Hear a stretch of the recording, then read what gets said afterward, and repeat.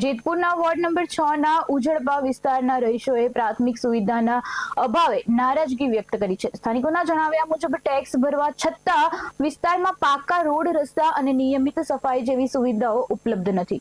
પવિત્ર શ્રાવણ માસ દરમિયાન કોટેશ્વર મહાદેવ મંદિરે મોટી સંખ્યામાં શ્રદ્ધાળુઓ આવતા હોય છે, પરંતુ રસ્તા પર ભરાતા પાણી અને કાદવ કીચડના કારણે ભક્તોને પણ હાલાકીનો સામનો કરવો પડી રહ્યો છે।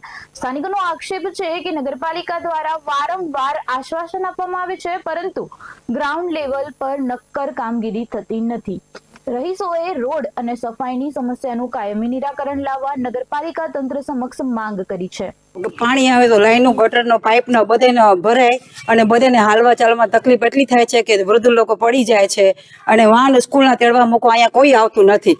અંદર મંદિર છે મહાદેવનું, એટલે કોઈ આવવા માટે તૈયાર નથી, કારણ કે ગંદકી એટલી થાય છે। રોડ પાસ થઈ ગયો છે અને સંભળાય છે, એમને બધું કીધું કે 10 વર્ષથી રોડ પાસ થઈ ગયો છે, પણ છે ને હજી કોઈ આવતું નથી અને બધાને તકલીફ પડે છે હાલવામાં ચાલવામાં। ગંદકી એટલી થાય ને પાણી આવે તો બધું ગટરનું પાણી બહાર આવે એટલે બધી ગંદકી એટલી બધાને બહુ તકલીફ થાય છે। અહીંયા રસ્તો નથી હરખો, પછી પાણી જ્યારે વિતરણ થાય ત્યારે બધા આવીને પડી જાય છે। ગાયોને એવી ગંદકી, એના છાણના પોદરા બધે હોય તો કોઈ ઉપાડતું નથી, વારોવાળા પણ ધ્યાન નથી દેતા। અહીંયા રસ્તાની સમસ્યા છે, ગટરોની સમસ્યા છે, સમસ્યા તો અમારી પાસે કેટલી છે, પણ કોઈ આવા વાળું જોઈએ ને।